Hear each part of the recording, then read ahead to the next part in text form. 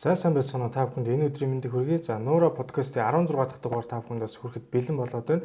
За энэ удаагийн зочноор бол одоо хүнсний инженер Гал Учир ах маань оролцож байна. Танд энэ өдрийн мэндийг хүргэе. Сайн байна уу? Энэ өдрийн мэндийг хүргэе. За тэгэхээр бид бүхэн яг одоо сүүлийн үед маш хүнсний аюулгүй байдлын тухай ярьж байгаа. Одоо эрүүл амьдралын хэм маягаас гадна хоол хүнс их чухал байгаад байна шүү дээ.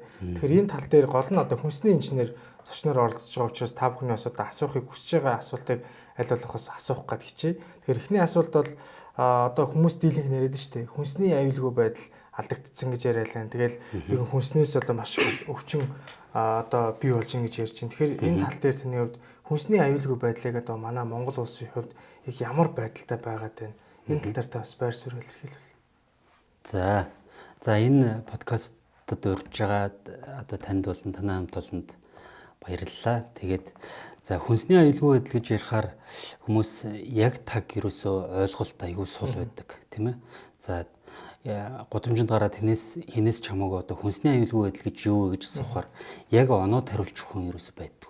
Тэгэхээр энэ хүнсний аюулгүй байдал гэдэг бол ерөөсөө тал талын оролцоо одоо тэр хүнсний хэрэглээний тэ бодлогын оролцоо байж ин ч өөрөө хүнсний аюулгүй байдал сая тогтдог асуудал.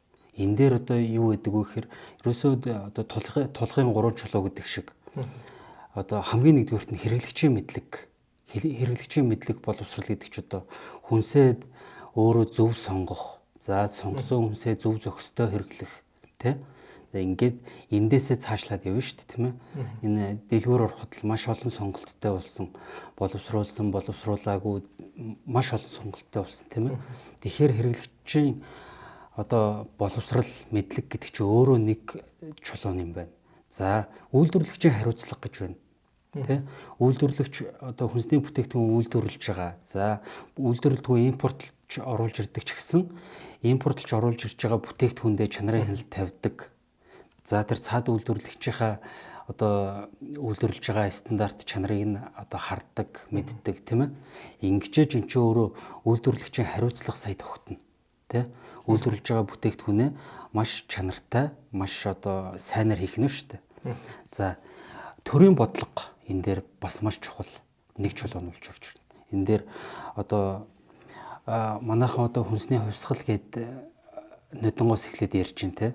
Эндээ болохоор одоо яг нэг үйлдвэрлэгч орн биш болохоор илүү хангамж тал руугаа илүү хандж байна. Одоо маш их одоо юм тарихыг эрмэлзэж байна. Маш их үр тариа, маш их ногоо тарихыг эрмэлзэж байна. Бүх үйлдвэрүүдээ ингээд хөгжүүлэхийг эрмэлзэж байгаа. Хажуугаар нь энэ төрийн бодлого дээр юу байх ёстой вэ гэхээр ерөөсө баталгаажуулалтын асуудлууд. Энэ дээр ерөөсөө энэ хүнсний бүтээгдэхүүнийг баталгаажуулдаг одоо бүрэн хэмжээний лабораториуд байж ах ёстой. Энэ бодлогууд чинь нэгдэжээж нөгөө төрийн бодлого, төрийн хяналт гэдэг чинь орж ирнэ. Хяналт байхаас өөр арга байхгүй. Яг тэр эн чинь өөрөө хүний одоо амаар ороод шууд одоо эрүүл мэндэд нөлөөлдөг. Одоо зүйл чи өөрөө хүнс шүү дээ, тийм. Тэгэхээр энэ гуруулаа байж иж эн чинь өөрөө сая хүнсний аюулгүй байдал тогтлоо гэж ярина. Тэгэхгүйгээр одоо хоёулаа зөв жишээ авч үзье л да. Энд нэг ундаа байна тийм үү. Хэрэглэгч ямар ч мэдлэг байхгүй. Энэ ундааг ингээд сошиалын айл нэг эсвэл одоо телевизийн айл нэг юунаас хортой гэд ойлгочих. Төрийн бодлохоор энэ үйлдвэрлэгчийг дэмжиж те үйлдвэрлэгч 1000 хариуцлагатай үйлдвэрлээд энэ ундаа хэрэглэгч авах уу? Авахгүй шүү дээ. Авахгүй. Инхээр нөгөө энэ гурвчин гуруулаа тогтчихэж ин чинь хүн авч уугаад энэ ундаа чинь хүний эрүүл мэндэд одоо тустай нөлөөгөө үзүүлээд цаашаага ингээд явна шүү дээ те. Одоо ядчил шингэнэ нөхөн тийм үү. Ингэжээж эн чинь нөгөө наана хүнсний аюулгүй байдал тогтлоо гэж энэ гурвчин гуруулаа байж иж болох гэдэг байгаа байхгүй. Тэгэхээр энэ дээр хийх ажил бол маш их хэлтэй ер нь тий. Нэг хүн ганцаараа эсвэл нэг бүлэг хүмүүс ганцаараа хийждэг юм биш чи өөрөө нөгөө шинжлэх ухааны суур боловсрал энэ дээр маш их байж иж тий. Багасаа шимт хичээлийн боловсралтай өсөж иж энэ юмнууд аяндаа үгэн тогтож явна л та тийм ээ. Тэгэхээр энэ дээр бол тийм бодолтой явдаг.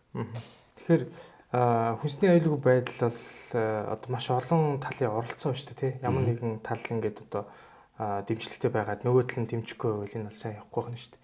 Тэгэхээр миний яг дараагийн асуух гэдэг асуулт юу гэхээр яг одоо би өглөөний цайны талаар бас хүмүүст айгүйх одоо ярихыг ойлгуулахыг хичээдэг. Тэгэхээр өглөөний цай бол тухайн өдрийн яг гол эрүүл хоолтын эхлэл байх хэрэгтэй гэж бол үздэг лээ тий. Тэгэхээр өглөө ялангуяа би ажиглаад байхад манай өсвөр насны одоо дүүнер за хүүхдүүд ялангуяа гэртээ одоо өглөөний цай уухын дадал хөвшил маань харьцангуй одоо бага байгаадах шиг байна л та. Тэгэхээр нөгөө хүмүүс чинь халаас нэмэгдөө сургуулийн орчинд очиод нөгөө нэг дуртай амттнаа аав нөхөөс хэрэгтэй тэр одоо эрүүл хоолтын юм бол мэдээж авахгүй шүү дээ. За эрүүл хоолт авлаа ч гэсэн яг тухайн орчинд бас эрүүл хоол байна уу гэдэг бол асуудалтай. Таны хувьд ч гэсэн яг энэ тал дээр нэлээд байр суурьтай оролцож исэн. Яг одоо хагас боловсруулсан одоо боловсруулсан хүнснүүд их одоо дэлгүүрүүд байна, төцүүдэд байна. За ингээд одоо сүлжээ дэлгүүрүүд ч гэсэн байж идэг. Энийг одоо хүүхдүүд ингээ итгээд очиод аваад хэрэгэлцдэг. Энийг ингэж хэрэглээд байхад хүнс нь өөрөө одоо аюултай байгаад идэх юм уу? Эсвэл өөрөө нөгөө хоёр дахь чинь зөв хадгалт гэдэг зүйлинд алдагдаад байгаа мó гэдэг талаар та ямар байр суурьтай. За энэ дээр яг энэ үндсэн асуултанд хариулахаас өмнө өглөөний хоол гэдгийг нэг товчхон ярэ те. Өглөө хүн ер нь яах гэж хоолтой гэхээр ерөөсөө тэр урд өдрийн идсэн хоол, шимт хичээл бүгдээрээ ингээд шимэгдээд үлдэгдэл нь өглөө гарах хэвээр тийм үү. Ингэжээч эн чинь нөгөө өглөө болгон өтгөнөө гадагшлуулж ийж эн чинь өөрөө бие цэвэршдэг, гиз цэвэрлэгддэг. Ингээд дараагийн өдрийн хоолт хичээл орж явж явах хэвээр. Энэ ерөөсөө ингээд нэг тогтцсон цикл байх гэдэг тий байх хэвээр. Манайд болохоор яадаг вэ гэхээр би ч өөрөө тэгэл гүйжсэн оюутан багтаа хоолтой хоолгүй өглөө гараал явдаг тий. Тэгэл олцсон юм идчихдэг. Эн чинь өөрөө нөгөө өглөөний хоол зайлшгүй хэрэгтэй. Зайлшгүй хэрэгтэй тэр тусмаа өглөөний хоолнд одоо аль болох боловсруулалт багтай одоо хүний биед шингэдэггүй бодисууд ихтэй одоо жишээ нь эслэг байна тийм ээ. Ийм одоо хүнсийг тогтмол хэрглэж иж дараагийн өдрийн хүндрэх процессыг эхлүүлж идэг өмнөх өдөр нь. Ингэжээч нөгөө хүн чинь нөгөө гидсэндээ хоримтлал үүсэхгүй байнгын одоо цэвэрлэгээтэй яваад нэг чинь нөгөө эрүүл байхын хамгийн том үндэс болчиход байгаа байхгүй нэгдүгürt. За хоёрдугаар тэр хүнсний хадгалтын асуудлууд байна.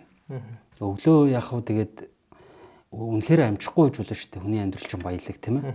Амжихгүй байсан ч гэсэн ингээд ээж аваасаа нэг 5,000 төгрөг аваад ч юм уу.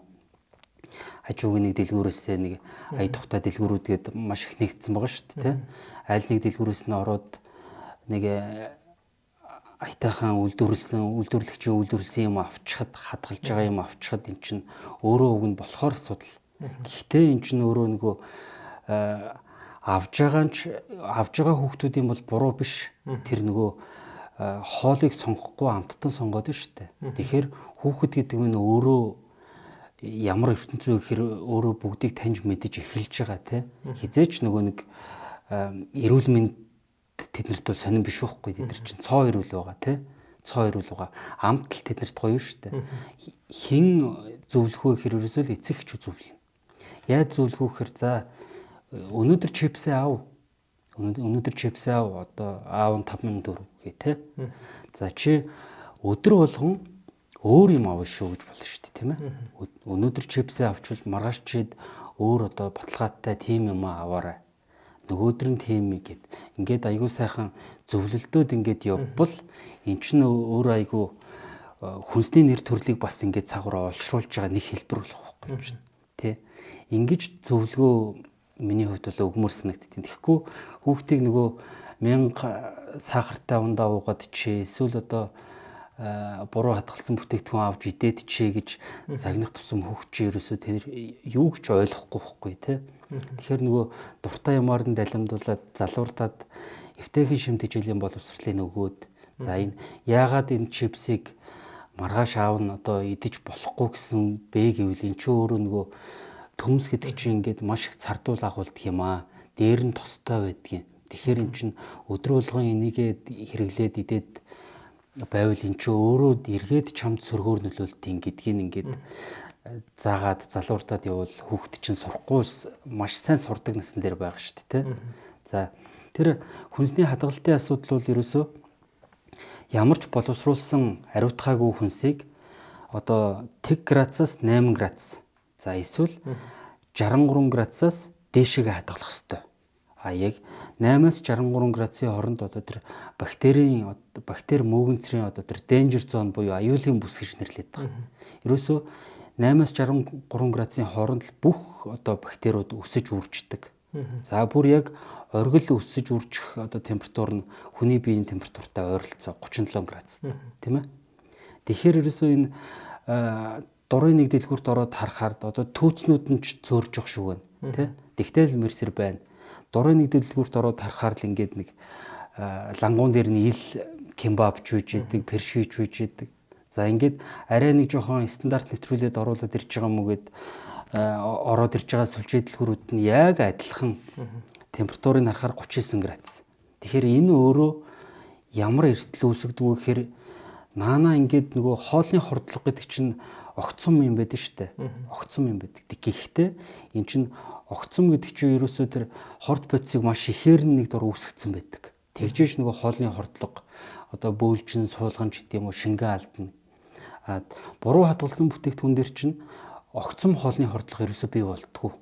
Гэхдээ эн чинь нөгөө бактерийн одоо тэр физиологийн үйлчлэлээр нь бактери чинь нүүрс усаар хоолж байгаа бол нэг юм ялгаруулж байгаа шүү дээ. Эн чинь өөрөө тэр хорт бодис байвал эн чинь хүний биеийг хордуулж л байдаг. Энэ цаашаага одоо илгийг ч юм уу ачаалуулж л байдаг. Тэгэхээр эн чинь нөгөө буруу хадгалсан бүтээгдэхүүний аюул гэдэг чинь өөрөө тэндээ байгаа байхгүй юм чинь. Тэгэхээр хадгалж байгаа бол зөв хадгалах хэрэгтэй байна. Тэ? Тэгэд манайхан бас нэг өглөөний цайн дээр нэг юмыг бас их төрөлдөд юм санагддаг. Өөрсдөө мангар итгэдэг. Өөрсдөө миний хийсэн хоол бол эрүүл. Тэ? Ингээд өөрөө өглөөд нь юм уу эсвэл урд оройн хүүхдтэй хоол хийчдэг. Маргааш нь цүнхэлж өгөөд явуулдаг. Хүүхд нь цүнхэндээ хадгалж байгаад өдөр 1-2 цагийн үед иддэг. Тэгэхээр эн чинь ялгаагүй нөгөө тэр дэлгүүрийн тэр түүцний лангуутай яг адилхан болчихж байгаа байхгүй юу? Нөгөө ажилдаа явахдаа хүмүүс хоолоо хийгээд бас аваад явдаг те. Тэгэхээр эднэр чинь өөрөө ерөөсөө болохгүй байна. Тийм болохоор одоо хүнс болгоод үйлдвэрлэж байгаа тэрийг нь түгээж байгаа газрууд нь тэр хүнсний хадгалтын стандарт дүрмээ мөрдөөч гэж энэ дэр одоо уриалмаар нь бүр те. Хоёрдугаар тэр хоолоо хадгалаад аваад явж байгаа улсуудад би зарим нэг байгууллагууд бас зөвлөгөө өгөөд байгаа. Энэ ажилчдынхаа эрүүл мэндийг бодж ивэл ерөөсөө нэг пэйж тавиад өгчих. Хажууд нэг хоолны хөргүүр тавиад өгчих. Энд чинь нөгөө өдөр болгон 20,000 25,000-аар хоол авч идэх боломж болцоо мэдээж байхгүй шүү дээ. Тийм чинь хоолоо хийж ирэх шаардлага мэдээж гарна. Өглөө эрэхтэй хоолоо авчираад ажилчдынхаа тэр хоолны хөргүүрт хийгээд хадгалж агаад өдөр халаагаад ичээ. Энд чинь өөрөө айгүй тийм наанаа маш сайн ирүүлээс гадна тэр хүн болгонд шим тэжээлийн боловсрал, тэр хүнсний хадгалах боловсрал гэдгийг маш сайн ойлгуулж чадчихдаг. Тийм ээ. Тэгэхээр ийм болгож л ер нь хэвшмээр л байна л та. Тэгэхээр яг одоо таны хувьд гэсэн хонсон хоол гэдэг бас ном бичсэн байдаг шүү дээ. Тэгэхээр манайхаа хонсон хоолтой холбоотой бас одоо маргаан ангил яваад идэх чинь хонсон хоол идээд одоо бараг 100 наслсан байна, асуудалгүй байна. Эсвэл хонсон хоол идээд би хотоодын шахтаа болсон байна ч гэдэг юм уу. Тэгэхээр яг таны хувьд цаа хэллээ шүү дээ. Одоо зөв хадгалт гэдэг зүйл байх хэрэгтэй. Тэгэхээр бид нар одоо хонуулсан хоолыг ямар одоо маш энгийнээр та ойлгуулах юм бол ямар шатараалаар тэр ажлынхаа одоо хөргүүр төр авчрах хүртэл шатараал ингээд хүмүүстээ бас тайлбарлаж өгвөл. За хонсон хоол гээд нөгөө номоо нэрлэлцэж хүмүүс бас ингээд хонсон хоол тэгээ сайн юм уу муу юм уу идэж болох юм болохгүй юм. Зарим одоо номын баярт оролцож байгаа. Зарим ингээд нөгөө настай өвөө мөвөө ирчээд бараг намайг загнаж байгаа байхгүй юу. Насаараа л идлээ.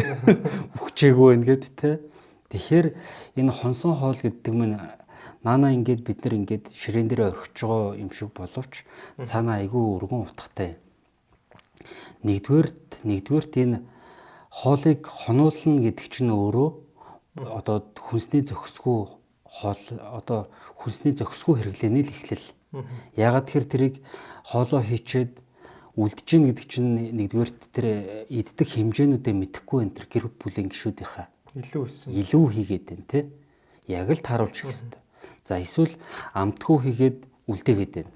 Нөгөө айгуугаа ямттай бол хичвэл нэмээд ичдэг тий. Энд чинь өөрөө нөгөө хэтрүүлээд ичдэг. Энд чинь өөрөө нөгөө наана нөгөө хүнсний зохисгоо хэрэглээ. Цаашаага ингээд хүүхэд болгон чи ингээд яг тэрийг харж боловсрч өссөн тийм үү. Инхээр нөгөө шимт хичээлийн боловсрал гэдэг чи яг тэр үеэсээ буруугаар ингээл өсөөд өгдөг. За хоёрдугаар сая би сая ярьсантай нөгөө danger zone буюу аюулын бүс байдаг. Тэгэхээр мэдээж маргааш нь авж явах, аялалд авж явах хоол мэдээж өмнөх өдөр нь хийж таарна тийм үү. Шууд одоо тэр температурыг маш хурдан буулгаад цэвэр тагтаа саунд хийгээд хөргүүртээ хийчих тий. Битүү саунд хийгээд битүү саунд тий. Гол нь битүүмжлэх хэрэгтэй. Ингээд яг тэр 8 градусынхаа доошогоо байж байгаад хадгалагдсан хоол маргааш нь идэхэд аюулгүй тий. За ингээд юм уу хөргүүртээ бас авч чинь. Хөргүүртээ бас авч чинь тий. Энэ хоёрын хооронд бол температурын хэлбэлцэл бол гарах нь гайгүй. Ягаад тэр тэрийг маш сайхан битүүмжилсэн байгаа юм чинь. Гол нь цэвэр саунд хийх хэрэгтэй тий. 3 дугаарт энэ нөгөө хүнсний бүтээгдэхүүнүүд үүдэн шүү дээ. Одоо жишээ нь одоо энэ нэг ууттай жигнэмэг байлээ гэж бодъё. 1 жил хадгалах хугацаатай лангуун дээр энгийн температур тийм ээ. Тэгэхээр энэ жигнэмэг хоол мөн бидтэй тий. Хоол мөн 1 жил гэдэг чинь 365 хоног хонуулаад одоо идэх хоол. Тэгэхээр тэр бас энэ хүнсний бүтээгдэхүүнүүд гэдэг чинь бүгдээрээ л нэг төрлийн хонсон хоолнууд ерөөсөө. Одоо тэр 365 хоног хонуулаад идэхэд аюулгүй байлгах гэдэг одоо тэр технологи, аргачлал одоо энэ болгоны чинь ерөөсөө хүнсний инженерчлэл, хүнсний технологи гэж нэрлээд л байгаа юм л та тийм. Тэгэхээр энэ дээр ерөөсөө тэр микробиологийн ойлголтууд явж яадаг, биологийн ойлголтууд явж яадаг тийм. Одоо биохими, хүнсний хими ингээд маш олон ойлголтууд зэрэгцэж явж иж эн чинь өөрөө тайлбарлагддаг айгүй сонирхолтой салбар өгнө. Тэгэхээр энэ хонсон хоол гэдгийг ерөөсөө энэ ширээн дээрээ ингээд ил задгай орхиж байгаа хоолоороо ерөөсөө төсөөлөх хэрэггүй байна нь тий. Тэгэхээр яг одоо таасаа хэллээ шүү дээ. Хонсон хоол гэдэг ойлголтын талаараас манай яг одоо үзэж байгаа үзэгчд маань нэлээд ойлголттой болсон байна. Монголд гол нь одоо стандартыг одоо хэрэгжүүлж гин гэж яриад шүү дээ. Таны хэлдгээр эрүүл хоолд одоо хоолны одоо эрүүл хүнсний стандарт гэдэг аюулгүй байдал энэ зүйлүүдийг тодорхой хэмжээнд нь мэдээж хяналт шалгалт лаборатори гэдэг асуудал яригдаа явчих واخ. Энэ тал дээр яг таны одоо харснаар бас та яг одоо сошиал дээр харж байхад нэлээ тэр тал руу бас судалж явж исэн. Яг ингээд харахад Монголд ер нь яг энэ лаборатори, энэ шинжилгээ дээр органик гэж одоо нэршлээд нь шүү дээ. Энэ зүйлүүдийг Монголд үнэхээр одоо шинжилээд гаргаж ирэх боломж байгаа юм. За тэр органик гэдгийг лабораториор тогтоох нь тогтоон. Гэхдээ тэр органик гэдэг ойлголт бол арай жоохон өөр асуудал болоо явчихна. Зөвхөн хүнсний хяналтын одоо тэр лабораториудын асуудал байна тий. За дотоод хяналтын лабораториуд бол юундаа бол байгаа. Нэг үйлдвэрт байвал байна, байхгүй бас амар сайн төвшөнд бол биш. За ерөнхийдөө энэ хяналтын лабораториуд бол Монголд бол маш сул. За би бүр энийг бүр тодтоод хэлчихэд яг маргаан таслах шатны хяналтын лабораториуд нь өөрөө маш сул ажиллаж байдаг. За энэ дээр нөгөө мэрэгжлийн хяналт гээд нэг газар байсан да тий татан буулгацсан. Одоо ерөөсөө хин юуг нь яаж хянах гэдэг нь тодорхойгүй. Ингээд явж идэг. Гомдол өгөхөөр одоо тэр буруу хүнсийг хадгалаад байгаа улсуудын гомдол өгөхөөр шийдвэрлэдэггүй. Хин шийдвэрлэх нь мэдэгдэхгүй. Дүүргүүд дээр ганцхан хүн томилдсон. Ингээд ганцхан хүн чинь тэр том дүүргийн тэр олон хүний идэх хүнсийг чи яаж ганцаараа хянах вэ тий? Тэгэхээр энэ хүнсний хяналтын, хүнсний шинжилгээний энэ лабораторийн асуудал бол Монголд бүр шуудхан хэлэхэд 0 гэж хэлчихэд болно. За хувийн сайн жижиг лабораториуд одоо өөрсдийнхөө бас ингээд нэг зах зээлийн зарчмаар гарч ирж л байна л та. Тэр нь одоо махны хяналтын ч юм уу одоо эсвэл өөр одоо хүнсний хяналтын. Энэ нь ямар зорилгоор гэхээр ерөөсөө хүнсний үйлдвэрүүд дотоод хяналтын лаборатори тэрийн болгон хийж чаддаггүй. Тэгэхээр нөгөө жижиг лабораториуд гарч ирээд тэр үйлдвэрүүдийн дотоод хяналтыг хийж өгөх зорилготой гарч ирж байгаа. Түүнээс нөгөө хэрэглэгчийн төвшөнд одоо хүнсээ шинжилүүлээд нэг аятайхан итгэвч лаборатори Монголд бол байхгүй байна. Тий. Тэгээд за байгаа нэг ганц улсын лавлгаа лаборатори нь одоо боловсон хүчний дутагдалд орцсон. За тэр технологийн дутагдалд орцсон тий. Одоо тоног төхөөрөмжийн дутагдалд орцсон. Тэгээ дарга нь шууд ярьчлээ л дээ. 85% нь хуучирцаа тий. Тэгэхээр одоо 85% нь хуучирцсан тоног төхөөрөмж одоо их баг хэрэглэнээс гарч байгаа юмар хүнсийг одоо баталгаажуулж явна гэж байх уу тий энэ чинь өөрөө хүнсний шинжилгээний аргууд ерөн шинжилгээний аргууд гэдэг чинь өдөр цаг минутаар бүр улам одоо хөгжиж улам амархан болж улам үнэтэй болж явж шүү дээ тий ингэж бид нар дотооддоо үйлдвэрлэж байгаа юмаа хэн чадна гаднаас орж ирж байгаа юмыг хэн чадна тэгэхгүй би нэг юм ойлгохгүй байхгүй энэ заан зах дээгүүр явж байгаа эсвэл одоо энэ нэг төвц мүзэнч явж байгаа ч юм уу энэ хортой энэ аюултай гэд хураагаад байдаг. Энэ хураахаас өмнө тэр оруулж ирэхгүй байх арга хэмжээг авах хэрэгтэй байхгүй юу? Тэ? Үнэхээр тэр гайлын лаборатори үнэхээр одоо тэр хабуулан ч юм уу үнэхээр маш сайн одоо уялдаа холбоотой ажилдаг. Маш одоо өндөр тоног төхөөрөмжтэй тийм ээ. Ингэж ажилдаг бол чинь наана нөгөө хүнсний аюулгүй байдал энэ төр гэж яригдахгүй л дээ тий.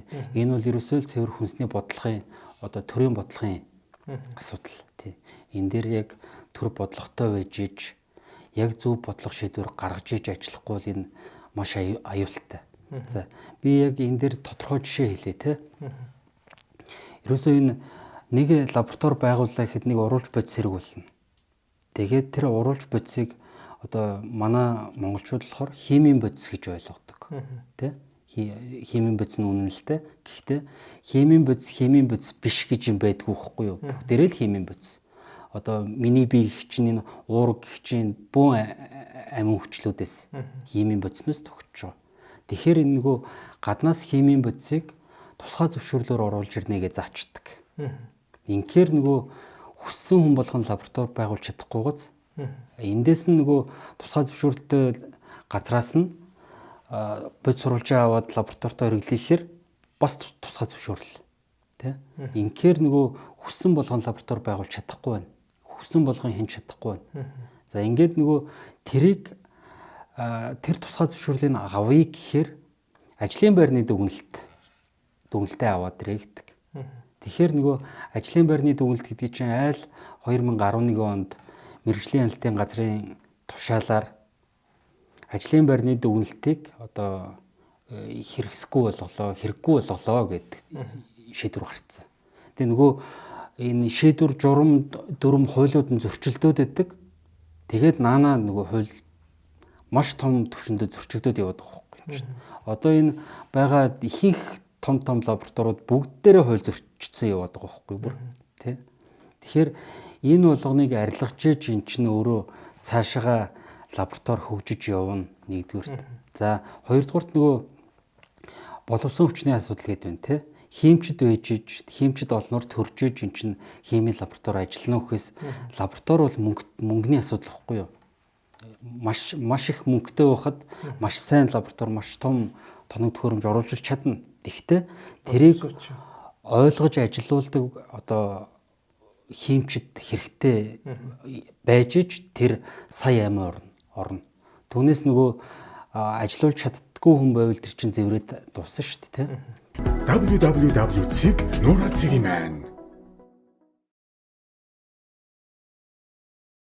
За яг одоо эмчнэрч тэр одоо хүнсний одоо технологичдын хоол зүйчнэрч тэр одоо хамгийн их одоо зөв хаалтан дээр ярьж штэ. Жимс ногоог сайн хадаа гэж ярьж байна тий. Тэр дундаа одоо бид нэг ингээд хүүхдүүдэд жимс үгүй гэхээр бас нөгөө хүмүүс чинь одоо пестицид гэдэг энэ зүйлүүдийг ээж аамнаар эцэг эхчүүд маань одоо яг ойлголт нь жоохон таарах шиг байна л та. Яг ямар жимс нь пестицидтэй байгаа, ямар жимс нь яг одоо тийм пестицидгүй байгаа ч гэдэг юм уу. Эсвэл тэрийг одоо арилгаж идэх ёстой гэдэг юм уу. Содтой усанд байлгах ч юм уу. За нэг одоо арай бүлээ халуун усанд угаах ёстой ч юм уу. Яг энэ ойлголтын зөрүү маш их байна л да. Яг энэ тал дээр таны хувьд бас хүмүүстээ ойлголт өгвөл. А зүгээр хүмүүс наанаа болохоор хитрхи нөгөө пестицид рүү анхаарал хандуулснаас болоод энэ өөрөө аюу тийм ойлголтын маш их нэг төөрөгдөл гарч ирээд байгаа. Ямар төөрөгдөл үү гэхээр ерөөсөө пестицидыг бордоотой адилтгадаг. Бордоотой пестицидтэй нөгөө нэг гэж ойлгодог тэрийг. За нөгөө вакцин антибиотик хоёрыг нэг гэж ойлгодог шиг тий малд болохоор. Тэгэхээр ерөөсөө энэ пестицид гэдэг чинь өөрөө зөвхөн одоо тэр шавжнаас одоо хамгаалах бодис юм байна. Энэ ургалтын явцад чинь одоо шавжны одоо тэр шавж идэх асуудал угаасаа гардаг. Энийг угаасаа хэрэглэх ёстой, тийм ээ? Бордоо бол тэр чинь нөгөө ургамал өөрөө бий болж ургаж байгаа. Тэр биед юу хэрэгтэй вэ гэхээр азотын их үүсвэр хэрэгтэй, фосфорын их үүсвэр хэрэгтэй, тийм ээ? Энэ болгон чинь хөрсөнд байж чинь ургамал өөрөө бий болж ургаж байгаа, тийм ээ? Фотосинтез явуулж иж. Тэгэхээр ургаж явах явцад нь энэ навчийг нь идээд байвал тэр фотосинтез явуулж чадах уу? Тэр томорч ургаж чадахгүй шүү дээ. Тэр үр жимсээ өгөхгүй, тэр төмсөлж чадахгүй. Тэгэхээр ямар ч одоо тэр тариалтын ямар ч одоо юуны үед пестицид заавал хэрэглэж байгаа. Заавал хэрэглэнэ. Ингэжээч нөгөө нэг одоо наана аюулгүй одоо тэр үр жимс авах гэдэг байхгүй юм чинь тий. Пестицид гэдэг бол тийм юм байд юм байна. За яагаад нөгөө ургамлыг пестицидтэй гэж одоо сэжиглээд байдаг гэхээр тэр ургамал болгоны одоо тэр гадаргууд дээр лав гэдэг нэг тосрог одоо өөрийнх нь хамгаалтын бодис байдаг. Дотроосоо чийг гадагшлуулахгүй, гаднаасаа бактерид одоо нэвтрүүлэхгүй. Өөрийнх нь нөгөө байгалийн бодис واخгүй юм чинь. Усан үзмэн дээр маш тод харагддаг те энэ тосрог бодис. За энэ алимн дээр бас харагддаг. Эний чинь болохоор нөгөө том үйлдвэрлэгч чинь болохоор одоо гадны экспортлогч гэж ярина шүү дээ. Манад ямар усан үзэм ургадаг ш, манад ямар алим ургадаг ш. Энэ ерөөсөө цаанаас экспортлж энэ хүртэл авчрахын тулд тэр жимснүүдийг чинь төвж аваад угаад цэвэрлэнэ. Угаад цэвэрлчээд эргүүлээд тэр яг нөгөө адилтгаж гаргаж авсан одоо хиймэл лаваар одоо бүрхэж цацна. Ингээд нөгөө дотроосоо чигээ алдахгүй, гаднаасаа бактери нэвтрүүлэхгүй ингээд бидний одоо хэрэглээнд ирж чаддаг. Тэгэхгүй бол эн чинь өчнөө мянган километрийн цаанаас тэр тропикийн орнуудаас тэр Бразилаас тэр хаанаас чинь жимс ирэхэд бол энд хэцүү шүү дээ, тэ? Өвлөний ямар хүүтэн, зун ямар халуун бэлээ. Тэгэхээр яг энэ дээрээ нөгөө нэг наад зах нь бол яг үдээ одоо тэгээд алимны цугаар цууны уусамлаар угаах ч юм уу, тэ? Соодын уусамлаар угаах ч юм уу. Одоо бол бүр Мойсын Монгол эрдэмтэн гаргацсан худалдаанд гарцсан байгаа тэр жимс ногоо угаагч гэдэг, тэ? Иймэрхүү юмар угаагаад ингээд хэрэглэх боломжтой болж л байна л да, тий. Пестицид гэдэг чинь ганцхан дан бодис биш, одоо пестицид, инсектицид, одоо фунгицид, одоо мөөгнөөс хамгаалагч гэдэг юм уу. Маш олон бодис байдаг, тий. Тэгэхээр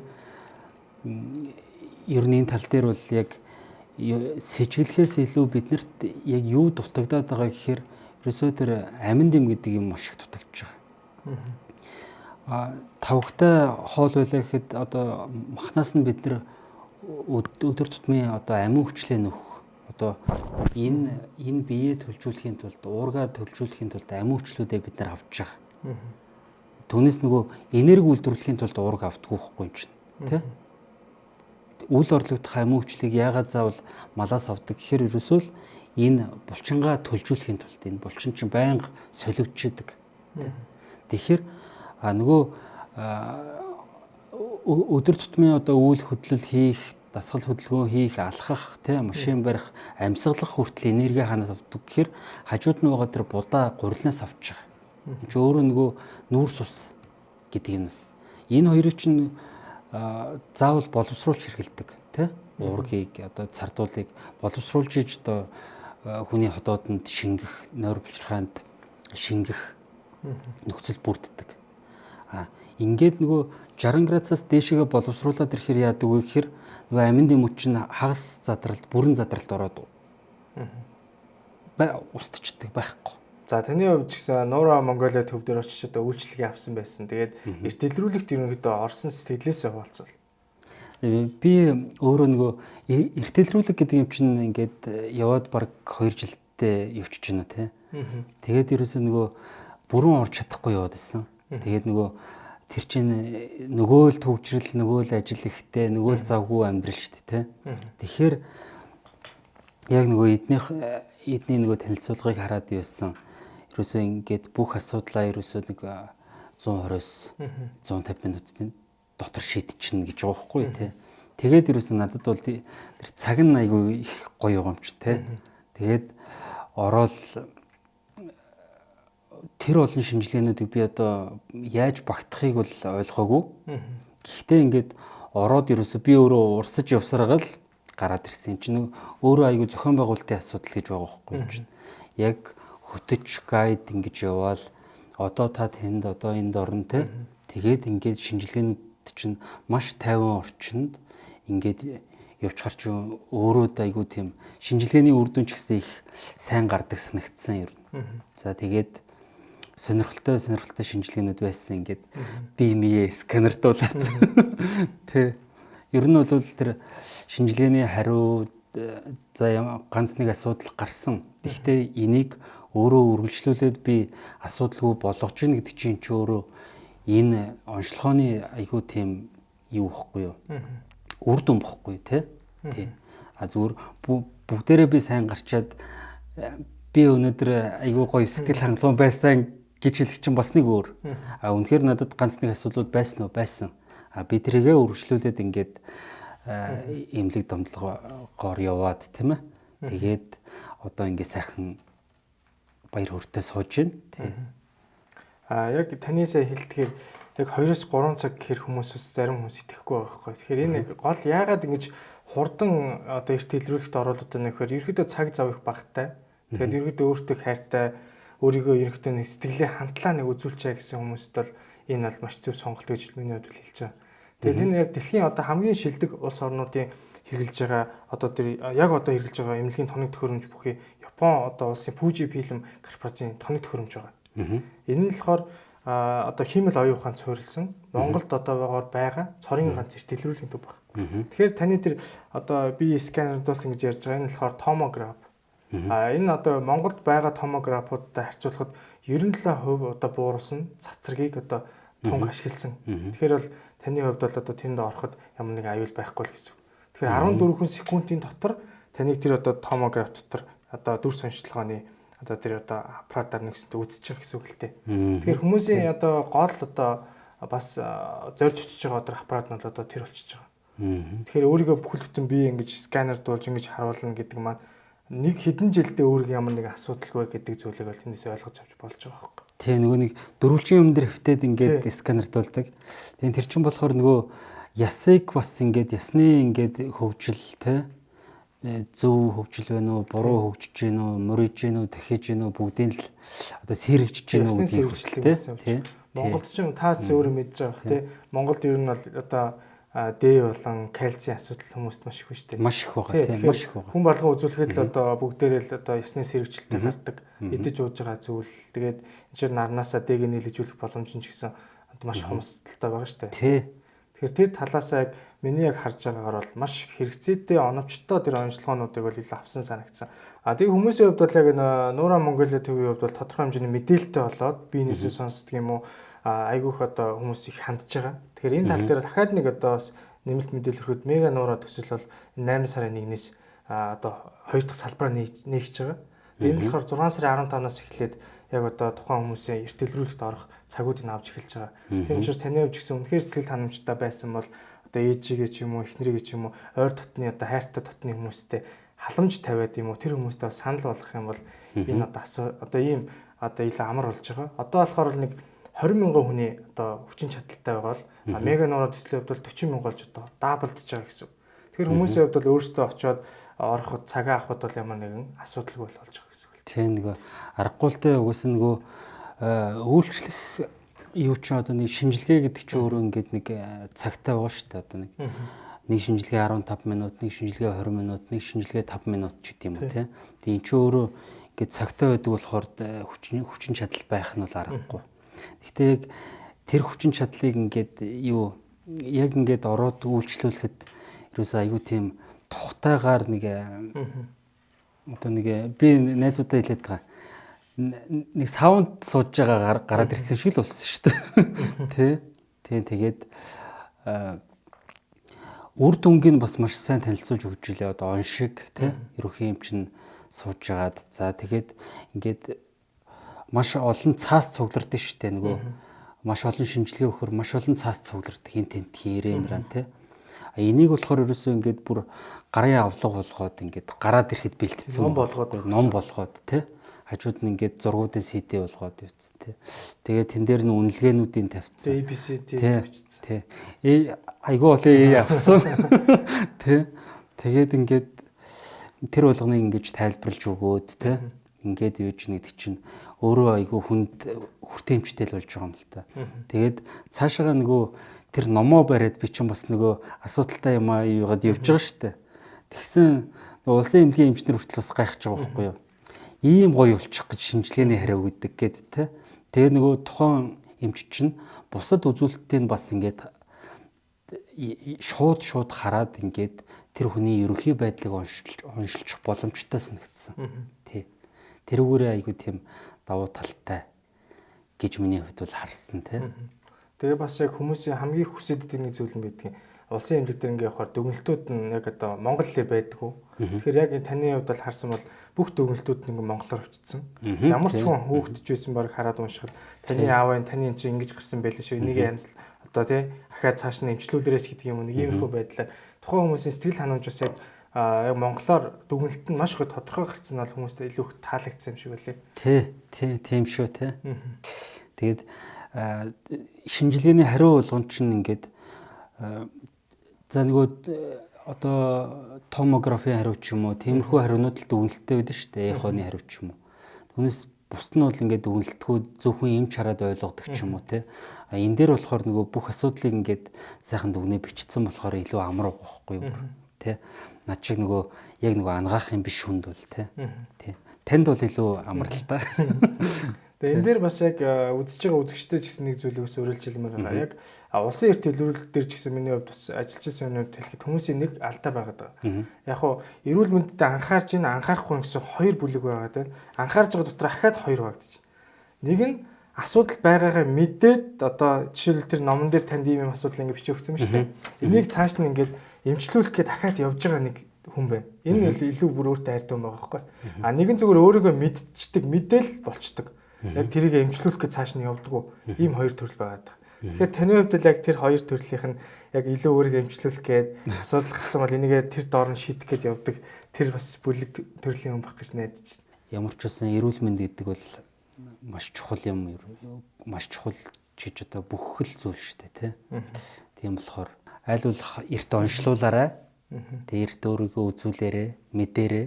Тэгээ цаашаага асуудал байвал үзүүлээрэй л гэж уриалцгаая те хоёлаа тий. www.nora.cg-man.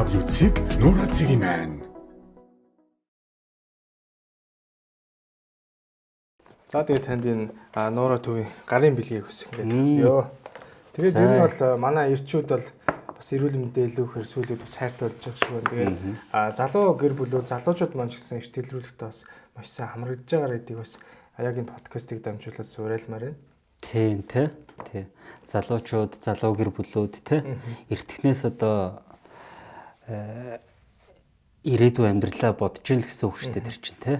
За гоё бэлэг өгсөнд баярлалаа. За бидний бас урилгыг хүлээн авч хүрэлцэн ирээ тий. Одоо нийт үзэгчтэй бас хүнсний талаар зөв ойлголтуудыг бас өгсөнд баярлалаа. Цаашдаа ч гэсэн яг хүмүүс зарим одоо хүмүүс маань хэрвээ мэдгүй бол хүнсний инженер гал учир гээд пэйж хуудасаар хайвал одоо хүнсний инженерийн маань одоо пэйж хуудас гарч ирээд илүү ихээр дэлгэрэнгүй мэдээллийг бас тэндээс авч болно. Тэгээд энэ удаагийн 16 дахь дугаар маань энэ төрөд өндөрлөж байна. Дараагийн дугаараар иргэн уулзлаа. Баяртай.